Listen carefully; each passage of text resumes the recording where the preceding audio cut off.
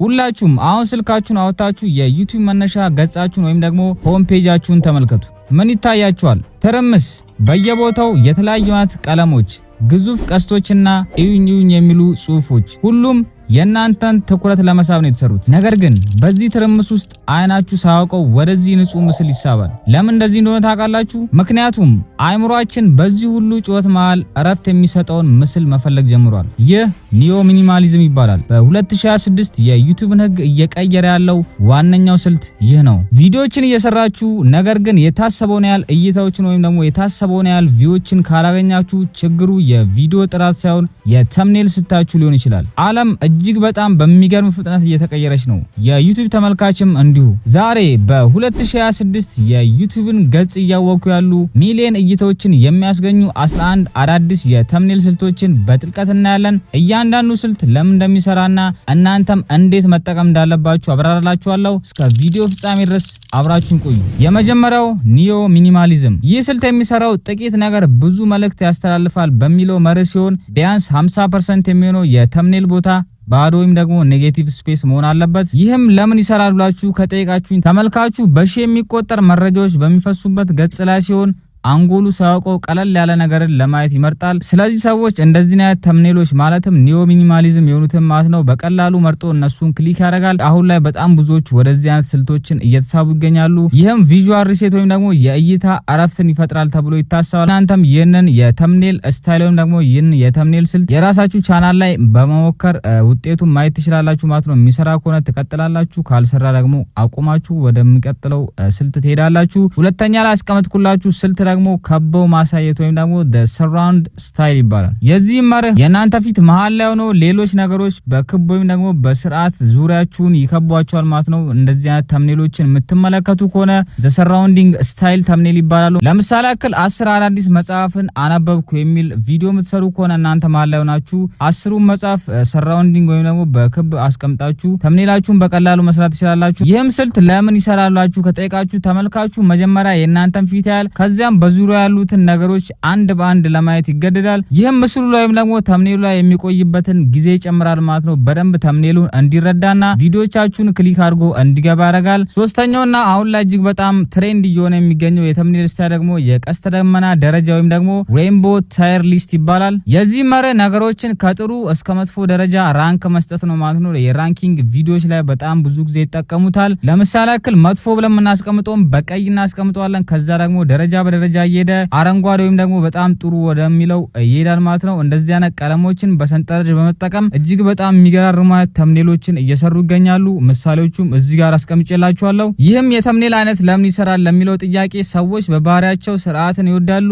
እኔስ ከዚህ ሐሳብ ጋር እስማማለሁ የሚል ክርክር በውስጣቸው ስለሚፈጥር ቪዲዮዎቹን በቀላሉ የመጫን እድላቸው እጅግ በጣም ከፍተኛ ነው ማለት ነው። ስለዚህ እናንተም ይህንን የተምኔል ስታይል በመሞከር ቻናላችሁ ላይ የሚሰራ ከሆነ ማስቀጠል ትችላላችሁ። አራተኛው ደግሞ ዋይት ቦርድ ስልት ወይም ደግሞ the white board ይባላል። ይህም መርሁ ዋይት ቦርድ ፊት ቆሞ በእጅ የተጻፈ ማስታወሻዎችን ማሳየት ነው። ምስሉ ትንሽ የተዝረከረከ ቢሆንም እውነተኝነትን ያሳያል ማለት ነው። እንደዚህ አይነት ተምኔሎች የምትጠቀሙ ከሆነ በጣም ብዙ ጊዜ ኤጁኬሽናል የሆኑ ትምህርት ነክ የሆኑ ቻናሎች ይህንን የተምኔል ስታይል ይጠቀማሉ። ለምን ይሰራል ለሚለውም ጥያቄ ዋይት ቦርድ ከአስተማሪነትና ከእውቀት ጋር የተያያዘ ነው። ቅድም እንዳልኳችሁ ተመልካቹ እዚህ ጋር ጠቃሚ ትምህርት አገኛለሁ ብሎ ስለሚያስብ ወዲያውኑም ይህንን ተምኔል ክሊክ ያደርጋል። ስለዚህ ይህንንም አይነት ስታይል መጠቀም ትችላላችሁ ማለት ነው። አምስተኛ ላይ ደግሞ የተቀመጠው የታወቁ ገጾችን መኮረጅ ወይም ደግሞ ዩአይ ብራንድ ፍሬሚንግ ይባላል። የዚህ መርህ የትዊተር መልእክት፣ የቲክቶክ ኮመንት ወይም ደግሞ የአማዞን የዋጋ ተመንን የሚመስሉ ዲዛይኖችን መጠቀም ነው። ለምሳሌ ያክል እዚህ ጋር እንዳስቀመጥኩላችሁ ማለት ነው ከአማዞን እንደዚህ ነገር ገዘው ወይም ደግሞ የተለያዩ አይነት ኮመንቶችን በመታየት መልኩ በማስቀመጥ ሶሻል ሚዲያ ላይ ያሉትን የዩዘር ኢንተርፌሶች ተምኔሎቻቸው ላይ መጠቀም ነው። ለምን ይሰራላችሁም ከጠይቃችሁኝ ሰዎች ለታወቁ ብራንዶች ያላቸውን እምነት ወደ እናንተ ቪዲዮ ያዛውሩታል። ይህ መረጃ ቀድሞውኑ ኢንተርኔት ላይ ታዋቂ ነው የሚል ስሜት ይፈጥራል ማለት ነው እነሱ ላይ። ስድስተኛ ላይ የተቀመጠው ደግሞ ሲኒማቲክ ጽሁፎች ወይም ደግሞ ሲኒማቲክ ቴክስት ይባላሉ። የዚህ መርህ ጽሁፍ በምስሉ ላይ እንደ ተለጣፊ ሳይሆን ልክ እንደ ፊልም መግቢያ በምስሉ ጀርባ ወይም ምስሉን ተቀላቅሎ ወይም ኢምቤድ ሆኖ ሲቀመጥ ነው። ይህም ለምን ይሰራል የሚለውን ጥያቄ ማንሳታቸው አይቀርም። ጥራት ወይም ደግሞ ኳሊቲን ያሳያል። ተመልካቾች አሁን ላይ እንደ ኔትፍሊክስ ያሉ ፊልም ገጾችን በማየታቸው ሲኒማቲክ ምስሎችን ከከፍተኛ ጥራት ጋር ያያይዙታል። ስለዚህ በቀላሉ እንደዚህ አይነት ኢንተረስት ያላቸው ሰዎች የእናንተን ተምኔል ክሊክ በማድረግ ቪዲዮቻችሁን በቀላሉ ይመለከታሉ። ሰባተኛው የተዛቡ ፊቶች ወይም ደግሞ ዋርፕድ ፌስ። የዚህ መርህ ፊትን ትንሽ አዛብቶ ወይም ደግሞ ሁለት ፊት በአንድ ላይ አድርጎ መስራት ነው። ለምሳሌም ግማሽ ፊት ሳቅ፣ ግማሽ ፊት ለቅሶ። በጣም ብዙ ጊዜ ይህንን ተምኔሎች ኢትዮጵያ ውስጥም እየተመለከትን እንገኛለን። በጣም አትራክቲቭ አለው ማለት ነው እንደዚህ አይነት ተምኔሎች። እነዚህም ተምኔሎች ለምን ይሰራሉ ለሚለው ጥያቄ ይህ ፓተርን ኢንተራፕት ይባላል። አእምሮአችን ያልተለመደ ነገር ሲያይ ቆም ብሎ ምንድነው ብሎ እንዲጠይቅ ይገደዳል። ስለዚህም በቀላሉ ያንን ተምኔል ክሊክ እናደርገዋለን። ስምንተኛ ላይ የተቀመጠው የመሰብሰብ ብቃት ወይም ደግሞ ማክሲማሊስት ኮሌክሽን ይባላል። የዚህ መርህ የአንድ ነገር ብዛት ማሳየት። ለምሳሌ ያክል 50 አይነት ሽቶዎችን ወይም 50 አይነት ጫማዎችን ገዛው የሚሉ አይነት ቪዲዮዎችን ለሚሰሩ ሰዎች በቀላሉ እንደዚህ አይነት ተምኔሎች ይሰራሉ። ለምን ይሰራል ለሚለውም ይህ ሰው የርዕሱ ባለቤት ነው የሚል ምስላዊ ማስረጃ ነው።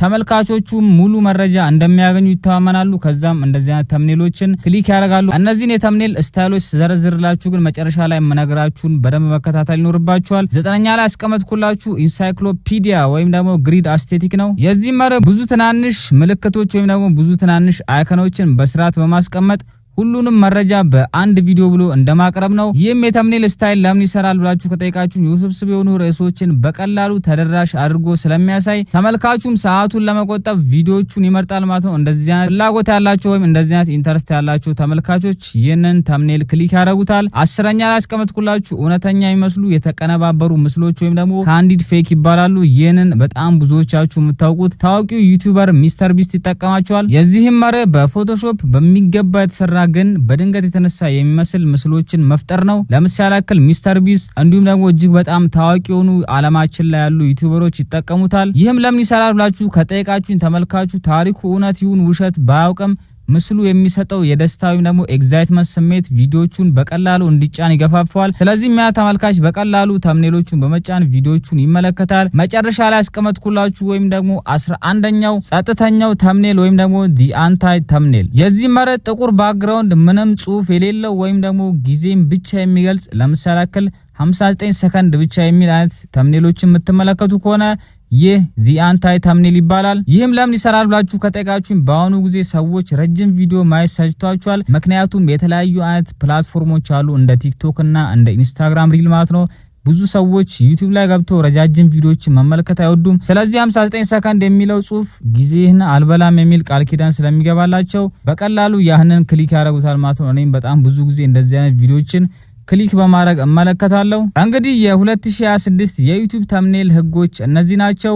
ዋናው ቁልፍ ነገር ግን መኮረጅ ሳይሆን በሌሎች ዘንድ የሰሩ ስልቶችን ወደ ራሳችሁ ቻናል በማምጣት ለእናንተ ቻናል በሚስማማ መልኩ ማዘጋጀት ነው ማለት ነው። ሙሉ ለሙሉ ኮፒ ማድረግ አይጠበቅባችሁም። እነዚህን 11 ስልቶች ቻናላችሁ ላይ መሞከር ትችላላችሁ። ነገር ግን ሁሉንም የግድ መሞከር የለባችሁም። ምክንያቱም የእናንተ ቻናል ኦዲየንስ እና እዚህ ጋር ያሉት ኦዲየንሶች የተለያዩ ናቸው። የእናንተ ቻናል ምንድነው የሚለውን በቅድሚያ ማወቅ ይኖርባችኋል። ኤጁኬሽን ከሆነ ቅድም እንደነገርኳችሁ ዋይት ቦርድና የተለያዩ አይነት ቴክኒኮችን መጠቀም፣ እንዲሁም የተለያዩ አይነት ቻሌንጆችን የምትሞክሩ ከሆነ ካንዲድ ፌኮችን መጠቀም ወይም ደግሞ በፎቶሾፕ ኤዲት አድርጋችሁ እውነት ማስመሰል ትችላላችሁ። በቀጣይ ቪዲዮዎች ደግሞ የተለያዩ አይነት ተምኔል ስታይሎች ለእናንተ የትኞቹ ይሆናል ብላችሁ እንድትመርጡ በዝርዝር ቪዲዮ ይዤላችሁ እመጣለሁ። ስለዚህ እናንተ የትኛውን ስልት መጀመሪያ መሞከር ትፈልጋላችሁ? ሐሳባችሁን ኮሜንት ላይ አስቀምጡልኝ። ቪዲዮም ከጠቀማችሁ ላይክ ማድረጋችሁ እንዳትረሱ። ለቻናሉም አዲስ ከሆናችሁ ሰብስክራይብ በማድረግ የዚህ ቻናል ቤተሰብ እንድትሆኑ ጠይቃችኋለሁ። የራሳችሁን የስሪዲ ዓለም እንዴት መፍጠር እንደምትችሉ ማወቅ ለምትፈልጉ ልጆች እዚህ ጋር ያስቀምጥኩላችሁን ቪዲዮ ክሊክ በማድረግ መመልከት ትችላላችሁ። ሃስታ ላቪስታ